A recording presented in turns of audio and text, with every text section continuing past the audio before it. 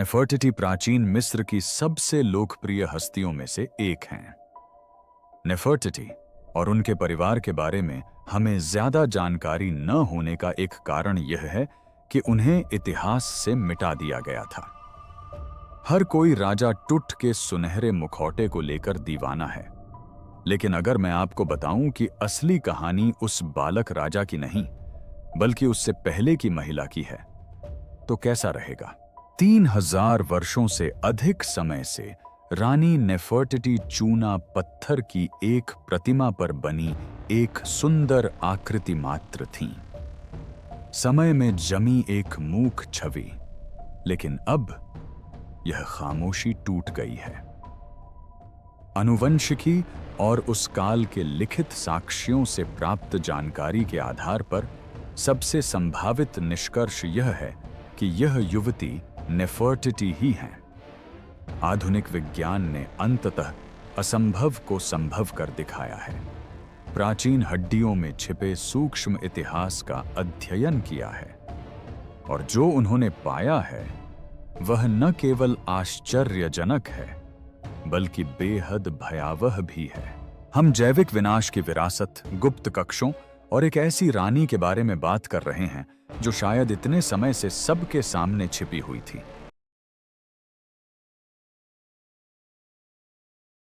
वह स्वर्णिम साम्राज्य जो रातों रात लुप्त हो गया। इस डीएनए खोज के इतने चौंकाने वाले होने के कारण को समझने के लिए सबसे पहले आपको उस विशाल नुकसान को समझना होगा। हमें पृष्ठभूमि तैयार करनी होगी, क्योंकि नेफर्टिटी केवल एक रानी नहीं थीं, बल्कि सहशासक, धरती पर एक देवी थीं जो अपने पति फराओ अखेनातेन के साथ कंधे से कंधा मिलाकर खड़ी थीं। उन्होंने मिलकर मिस्र के इतिहास में अभूतपूर्व कार्य किया। उन्होंने पुराने देवताओं को त्याग दिया, अमून के शक्तिशाली पुरोहितों को पद से हटा दिया और पूरी राजधानी को अमरना नामक एक दूरस्थ दुर्गम रेगिस्तानी इलाके में स्थानांतरित कर दिया। यह एक धार्मिक क्रांति थी और कुछ क्षणों के लिए वे सर्वोपरि शक्ति का केंद्र बन गए। वे सूर्य चक्र को समर्पित एक स्वर्णिम शहर ए10 में रहते थे। यह कोई सामान्य प्राचीन शहर नहीं था, बल्कि इसे जल्दबाजी में बनाया गया था। सफेद पत्थरों और चकाचौंध भरी गर्मी से जगमगाता एक महानगर। इस काल की कलाकृतियां उन्हें एक प्रेममय, घनिष्ठ परिवार के रूप में दर्शाती हैं, जो अक्सर अपनी 6 बेटियों को गोद में लिए सूर्य की किरणों में आनंद लेते हुए दिखाई देते हैं। वही सूर्य देवता जिसने उन्हें जीवन के प्रतीक अंक प्रदान किए थे। यह घरेलू परिपूर्णता और निरंकुश सत्ता का एक आदर्श चित्र प्रस्तुत करता है। वे एक आदर्श शक्तिशाली दंपत्ति थे जिन्होंने वास्तविकता के नियमों को ही पुनर्लिखित कर दिया था, लेकिन असलियत इतनी सरल नहीं है। इस युग की कला में कुछ बेहद विचलित करने वाली बात है। अगर आप अखेनातेन की मूर्तियों और यहां तक कि नेफर्टिटी के कुछ चित्रों को ध्यान से देखें, तो वे आम इंसानों जैसे नहीं दिखते। उनकी खोपड़ी लंबी, पेट फूला हुआ, कूल्हे चौड़े और उंगलियां मकड़ी जैसी हैं। दशकों से कुछ कट्टरपंथी सिद्धांतकार इस बात को लेकर बेतहाशा उत्साहित हैं और दावा करते हैं कि यह प्राचीन एलियन संपर्क का प्रमाण है। उनका कहना है कि नेफर्टिटी और उनके पति संकर थे, तारों से आए आगंतुक थे जो मानवता को एकमात्र सच्चे प्रकाश के बारे में सिखाने आए थे। हालांकि यह विज्ञान कथा जैसा लगता है, लेकिन उनके जीन में छिपी सच्चाई एलियंस से भी कहीं अधिक विचित्र हो सकती है। जैसे ही उनकी शक्ति अपने चरम पर पहुंची, इतिहास के अभिलेखों का सिलसिला रुक गया। यह इतिहास के उन लुप्त होते कृत्यों में से एक है। अखेनातेन के शासनकाल के 12वें वर्ष के आसपास नेफर्टिटी इतिहास के पन्नों से अचानक गायब हो गईं। एक दिन वह जुलूसों का नेतृत्व कर रही थी और मंदिर की दीवारों पर दुश्मनों को मार रही थी। अगले ही दिन वह गायब हो गई। उसके निधन का कोई रिकॉर्ड नहीं है। कोई भव्य अंतिम संस्कार जुलूस नहीं निकला, और सबसे संदिग्ध बात यह है कि उसकी कोई कब्र कभी नहीं मिली। सदियों से इतिहासकारों का मानना रहा है कि वह सत्ता से विमुख हो गई थी। शायद उसे हरम में निर्वासित कर दिया गया था, या हो सकता है कि प्राचीन विश्व में फैली किसी महामारी से उसकी मृत्यु हो गई हो। लेकिन सबूतों की कमी हमेशा जानबूझकर की गई प्रतीत होती है, मानो किसी अपराध स्थल को पूरी तरह से मिटा दिया गया हो। उनके द्वारा बनाए गए मंदिरों को पत्थर पत्थर करके तोड़ दिया गया, दीवारों से उनके नाम मिटा दिए गए, और अमरना शहर को रेगिस्तान की रेत में छोड़ दिया गया। ऐसा लगा मानो रेगिस्तान को ही उन्हें पूरी तरह निगलने का आदेश दिया गया हो। अधिकांश लोगों को यह बात पता नहीं है कि प्राचीन मिस्रवासी मानते थे कि यदि आप किसी मृत व्यक्ति का नाम लेते हैं तो आप उसे परलोक में जीवित रख सकते हैं। इसके विपरीत किसी नाम को मिटाना, उसे पत्थर से उकेरना, आत्मा को हमेशा के लिए नष्ट करने के समान था। यह मृत्यु से भी बदतर स्थिति थी। इसका अर्थ था पूर्ण विस्मृति। कोई नेफर्टिटी को न केवल धरती से बल्कि अनंत काल से मिटाना चाहता था।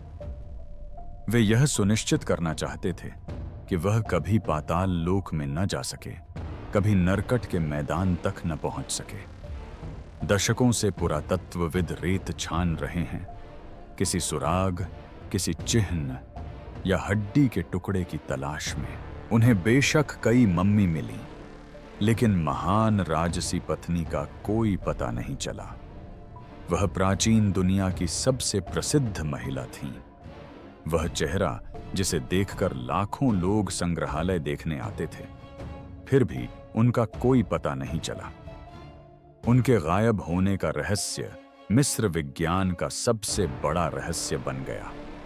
एक ऐसी पहेली जिसके कुछ हिस्से हमेशा के लिए खो गए थे, लेकिन तक ऐसा ही था, क्योंकि विज्ञान ने अंततः इतिहास के साथ कदम मिला लिया है और रेत अपने रहस्य उजागर करने लगी है।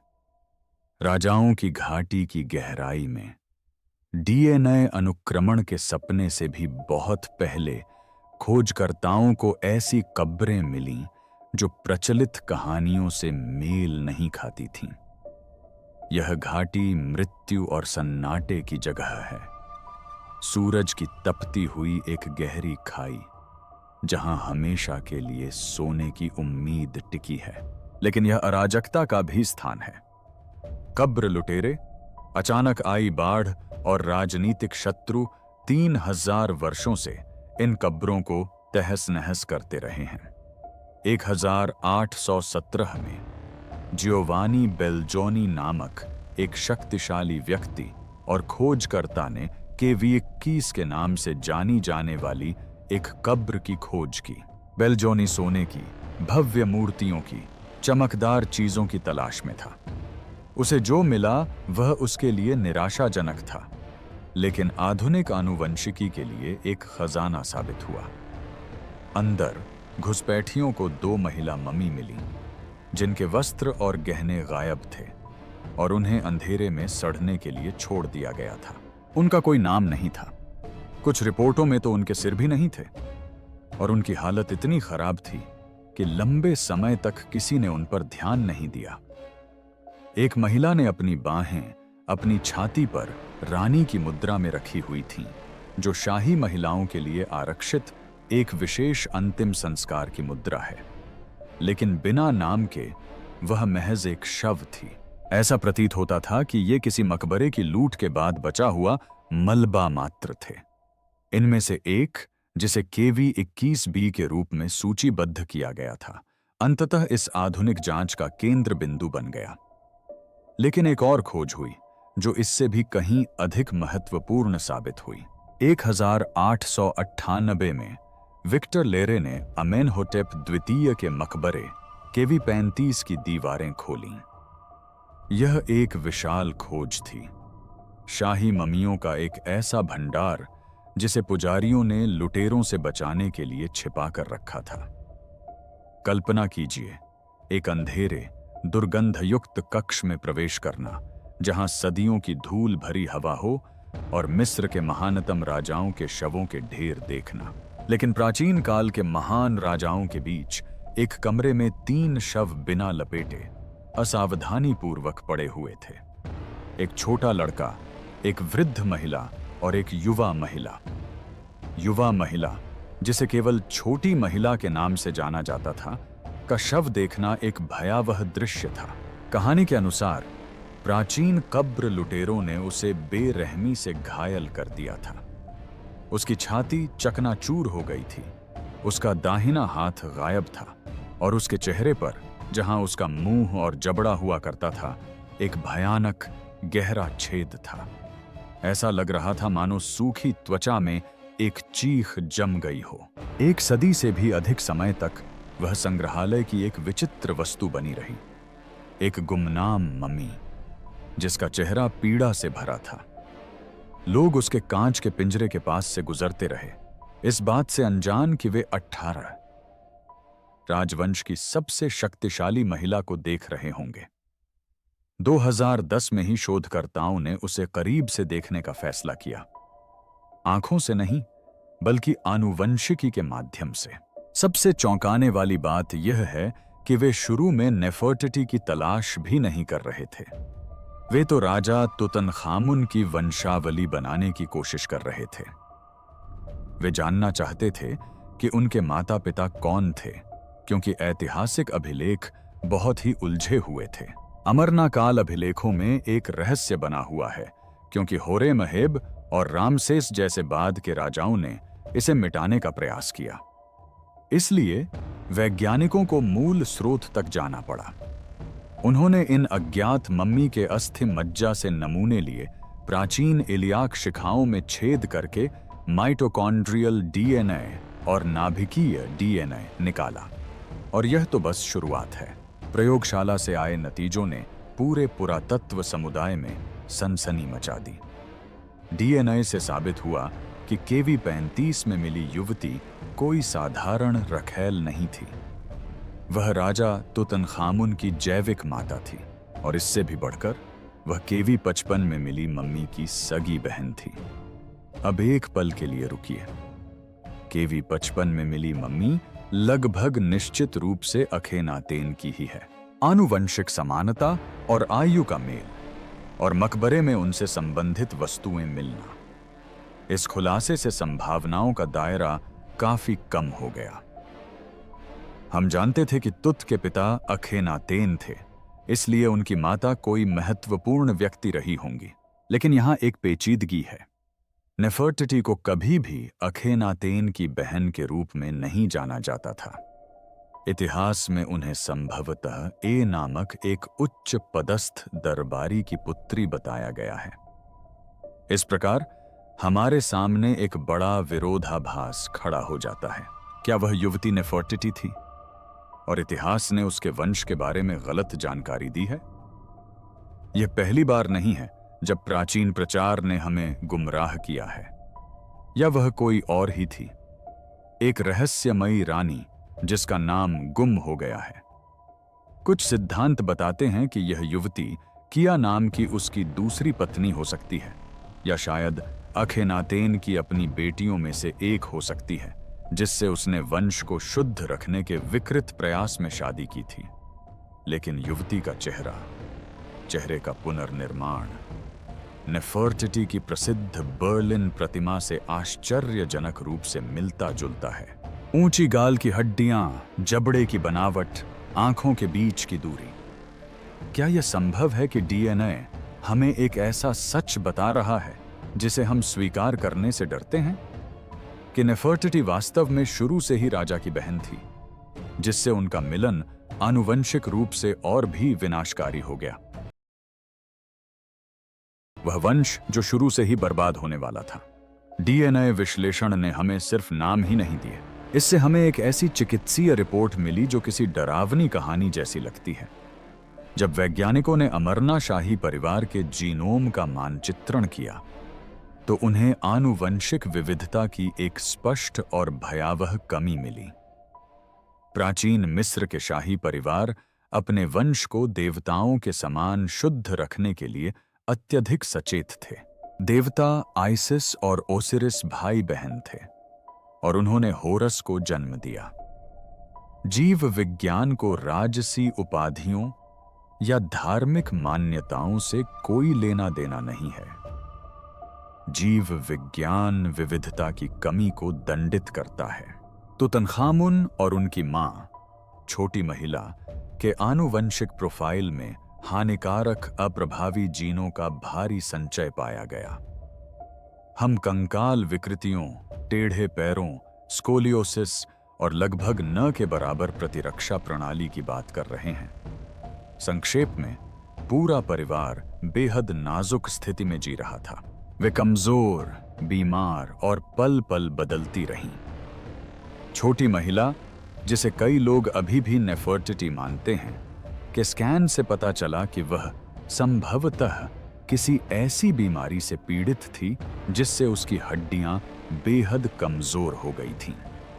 लेकिन यहां एक और भी अजीब सिद्धांत है जो उन अजीब दिखने वाली मूर्तियों से जुड़ा है। कुछ आनुवंशिकी विदों का मानना है कि परिवार मार्फन सिंड्रोम या इसी तरह की किसी बीमारी से पीड़ित था, जिससे हाथ, पैर, उंगलियां और चेहरे लंबे हो जाते हैं। अन्य लोग एंटली बिक्सलर सिंड्रोम की ओर इशारा करते हैं, जिससे खोपड़ी के जुड़ने में समस्या होती है। इससे यह स्पष्ट होता है कि अखेनातेन अपनी मूर्तियों में इतने विचित्र क्यों दिखते थे। वह कोई परग्रही नहीं था, बल्कि आनुवंशिक त्रुटियों का चलता फिरता संग्रह था। और अगर नेफर्टिटी उसकी बहन थी, तो उसके शरीर की कोशिकाओं में भी वही टाइम बम मौजूद था।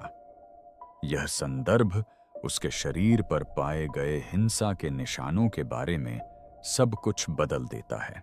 उसके चेहरे पर लगे घाव, जिससे उसका जबड़ा और दांत चकनाचूर हो गए थे, को शुरू में सोने के ताबीजों को लूटने वाले लुटेरों का काम समझा गया था, जो लपेटों में छिपे हुए थे। लुटेरे बहुत क्रूर थे। वे हार पाने के लिए सिर धड़ से अलग कर देते थे। लेकिन डॉ जाही हवास जैसे विशेषज्ञों द्वारा किए गए आधुनिक फोरेंसिक विश्लेषण से कुछ और ही भयावह संकेत मिलते हैं। सीटी स्कैन से पता चलता है कि घाव में कुछ ऐसी विशिष्ट विशेषताएं हैं जो मृत्यु के बाद होने वाली क्षति से भिन्न हैं। कुछ विशेषज्ञों का तर्क है कि इसमें हेमाटोमा या हड्डी की प्रतिक्रिया के संकेत हैं, जो यह दर्शाते हैं कि यह घटना मृत्यु के ठीक आसपास पेरीमॉर्टम के दौरान हुई थी। अगर यह मम्मी नेफर्टिटी की है, तो उनकी मृत्यु शांतिपूर्वक नींद में नहीं हुई होगी। चेहरे पर लगा वह प्रहार जानलेवा रहा होगा। इससे पता चलता है कि उन पर किसी भारी कुंद वस्तु से अत्यधिक बलपूर्वक प्रहार किया गया था। डीएनए से पता चला है कि उसकी हड्डियां बहुत नाजुक थीं। ऐसे में इस तरह का आघात जानलेवा साबित हो सकता था। इससे एक हिंसक अंत का आभास होता है, शायद हत्या का। चलिए एक पल के लिए कल्पना कीजिए, उस समय के राजनीतिक माहौल पर गौर करें। अखेनातेन ने अर्थव्यवस्था को तबाह कर दिया था, पुराने देवताओं पर प्रतिबंध लगा दिया था और सेना को नाराज कर दिया था। लोग बेहद गुस्से में थे। जब उनकी मृत्यु हुई तो सारी जिम्मेदारी नेफर्टिटी पर आ गई। क्या अमून के पुजारियों ने अपनी शक्ति पुनः प्राप्त करने की लालसा में रानी को उसके महल में घेर लिया?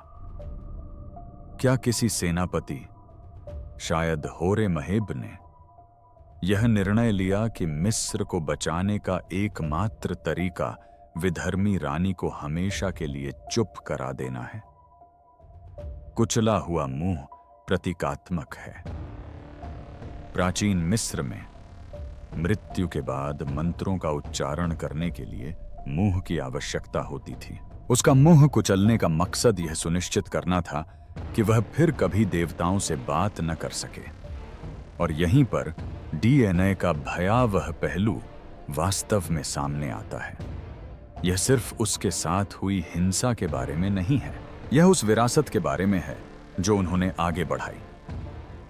राजा तुत की कब्र में मिले 2 भ्रूणों, उनकी अजन्मी बेटियों के डीएनए से वंश का अंत पता चलता है। वे मृत पैदा हुई थीं, संभवतः अखेनातेन और उनकी बहन पत्नी से, और फिर तुत से उनकी अपनी पत्नी, जो उनकी सौतेली बहन भी थी, को विरासत में मिली आनुवंशिक त्रुटियों के कारण।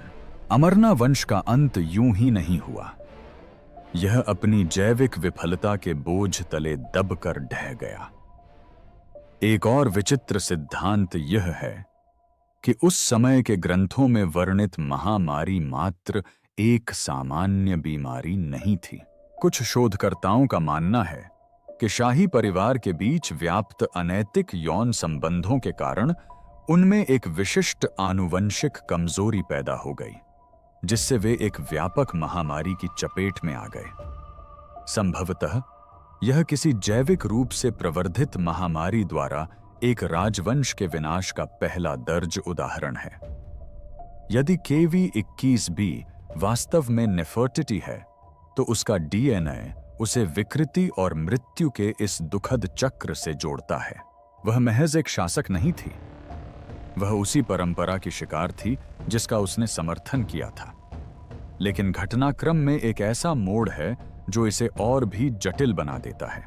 राजा तुत के सिंहासन पर बैठने से पहले स्मेनखकारे नाम का एक रहस्यमय फराओ था, जिसने बहुत कम समय के लिए शासन किया। दशकों तक विद्वानों ने यह माना कि यह एक पुरुष था, शायद अखेनातेन का भाई या पुत्र। लेकिन अब सबूत एक अलग ही दिशा की ओर इशारा कर रहे हैं। क्या होता अगर स्मेनखकारे पुरुष ही न होता? क्या होता अगर नेफर्टिटी की मृत्यु 12 वर्ष में न हुई होती?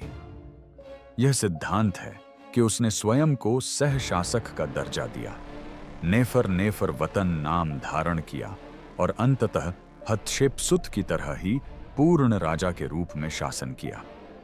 अगर आप ध्यान से देखें तो इसके सुराग हर जगह बिखरे पड़े हैं।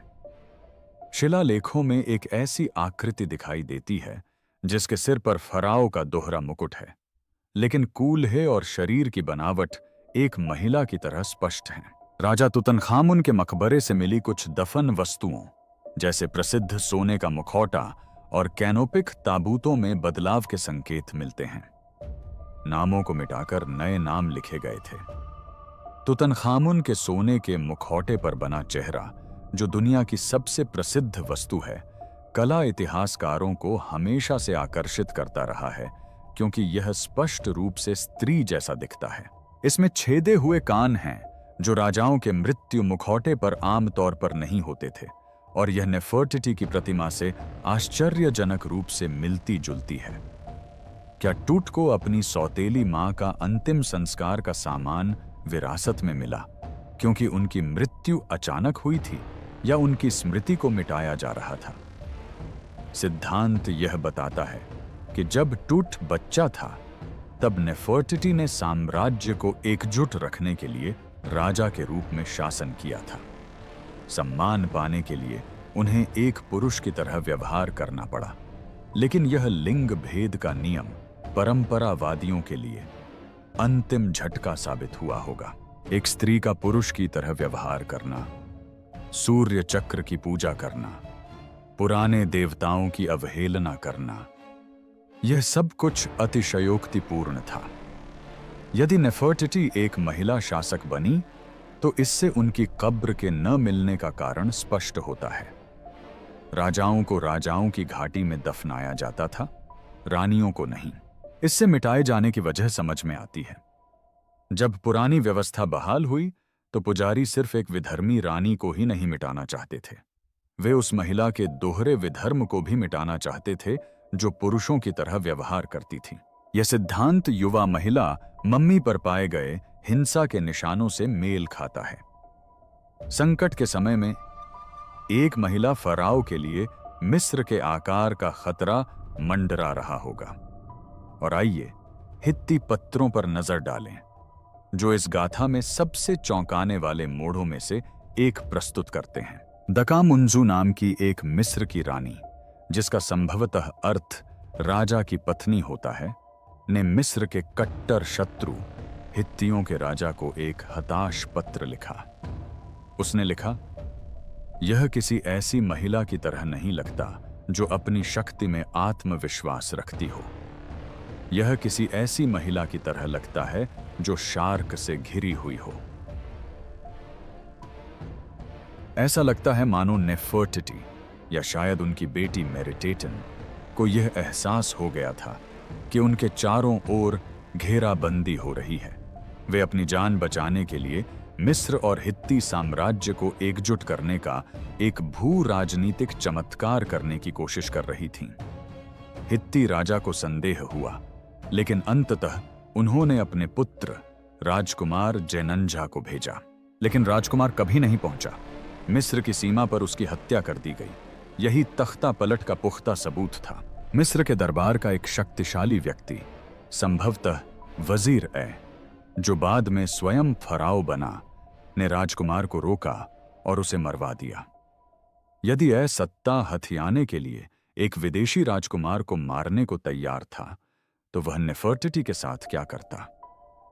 इससे इस सिद्धांत को बल मिलता है कि उसे चुप करा दिया गया, उसका चेहरा कुचल दिया गया और उसके शरीर को भुलाने के लिए किसी गुप्त स्थान पर फेंक दिया गया।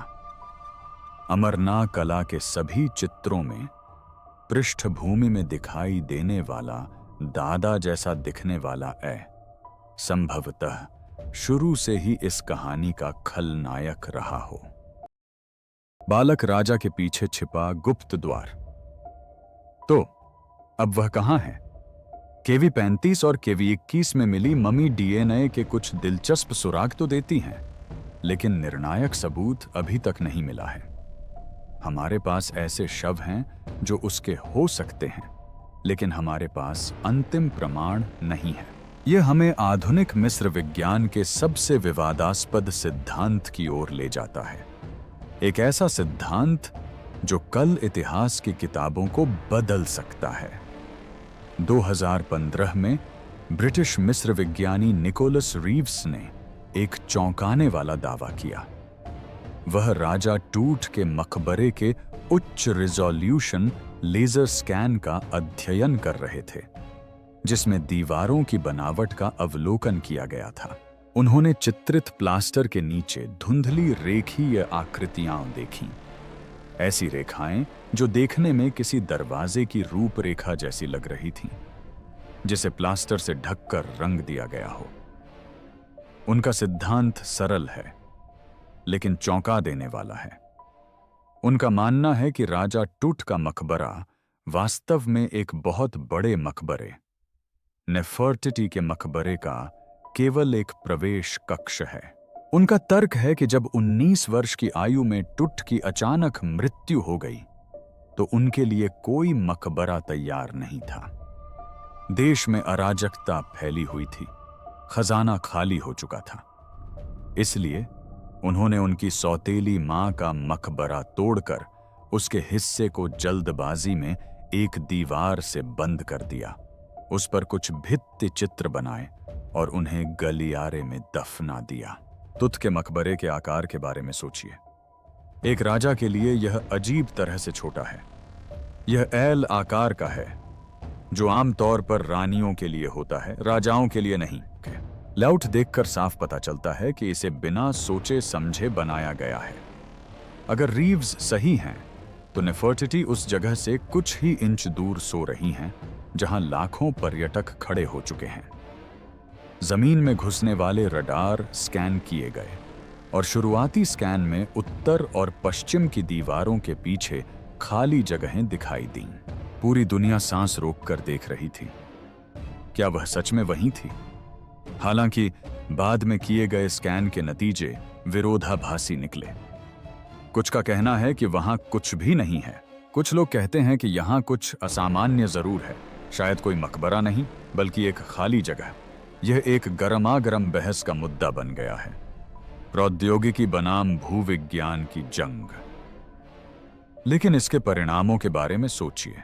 अगर वह उस दीवार के पीछे है, तो वह एक शांत शाही समाधि में बैठी होगी। तुत का मकबरा सोने से भरा हुआ था और वह एक छोटा राजा था जिसने थोड़े समय के लिए शासन किया था। नेफर्टिटी मिस्र की समृद्धि के चरम पर एक प्रमुख शासक थी। उनकी कब्र में ऐसी कलाकृतियां, सोना और ग्रंथ होंगे जिनके सामने टूट का खजाना मामूली लगेगा। लेकिन चलिए एक और अटपटी थ्योरी पर विचार करते हैं जो संशयवादियों को बहुत पसंद आती है। क्या होगा अगर जिस नेफर्टिटी को हम जानते हैं वह कभी अस्तित्व में ही न हो? या यूं कहें कि क्या होगा अगर उनकी जो छवि हमारे मन में है वह झूठी हो? इतिहासकार हेनरी स्टीयरलिन द्वारा प्रचलित एक थ्योरी के अनुसार बर्लिन संग्रहालय में रखी नेफर्टिटी की प्रसिद्ध प्रतिमा, जो उनकी सुंदरता का प्रतीक है, नकली है। उनका तर्क है कि इसे 1912 में एक जर्मन मूर्तिकार ने प्राचीन रंगों का परीक्षण करने के लिए बनाया था और गलती से इसे असली खोज के रूप में प्रस्तुत कर दिया गया था। यदि यह प्रतिमा नकली है तो इस रानी की हमारी पूरी छवि एक धोखे पर आधारित है। हालांकि डीएनए हमें वास्तविकता से रूबरू कराता है। उन कब्रों में दफन महिलाएं, खासकर युवा महिला केवी 21 की मम्मी वास्तविक थीं। वे जीवित रहीं। उन्होंने कष्ट सहे और कम उम्र में ही उनकी मृत्यु हो गई। डीएनए हमें एक ऐसे परिवार की कहानी बताता है जो सूर्य के बहुत करीब उड़ गया था। यह एक ऐसी महिला की कहानी बयां करता है जो शाही परिवार से घनिष्ठ रूप से जुड़ी हुई थी, जिसने ऐसे बच्चों को जन्म दिया जिनकी मृत्यु निश्चित थी और जिसकी मृत्यु भी संभवतः हिंसक तरीके से हुई। चाहे वह कुचले हुए चेहरे वाली युवती हो, केवी 21 की मौन कैदी हो, या तुत के मकबरे में दीवार के पीछे इंतजार कर रही हो, विज्ञान ने इस कहानी से रोमांस को छीन लिया है। इसने उसकी प्रसिद्ध प्रतिमा की चूना पत्थर की पूर्णता को मानवीय दुर्बलता, आनुवंशिक दोषों और राजनीतिक विनाश की क्रूर वास्तविकता से बदल दिया है। हम अमरना काल को कला और सूर्य पूजा के गौरवशाली युग के रूप में देखते थे। अब आनुवंशिकी के कारण हम इसे अंतर्विवाह, बीमारियों और निर्मम सत्ता संघर्षों के संकटपूर्ण दौर के रूप में देखते हैं। नेफर्टिटी केवल एक सौंदर्य रानी नहीं थी, बल्कि वे आनुवंशिक और राजनीतिक दुस्वप्न से बचकर निकलीं, जब तक कि अंततः उनका भाग्य साथ छोड़ नहीं दिया। हमें आखिरकार अमरना राज परिवार का आनुवंशिक मानचित्र मिल गया है, लेकिन इससे पहेली सुलझने के बजाय खून और हड्डियों में लिखी एक त्रासदी का खुलासा हुआ है। क्या आपको लगता है कि युवा महिला की क्षत विक्षत मम्मी वास्तव में खोई हुई रानी नेफर्टिटी है, या उसकी असली कब्र अभी भी राजा टूट के मकबरे की दीवारों के पीछे छिपी है?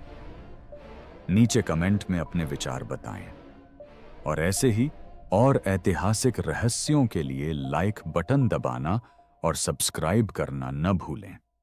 देखने के लिए धन्यवाद।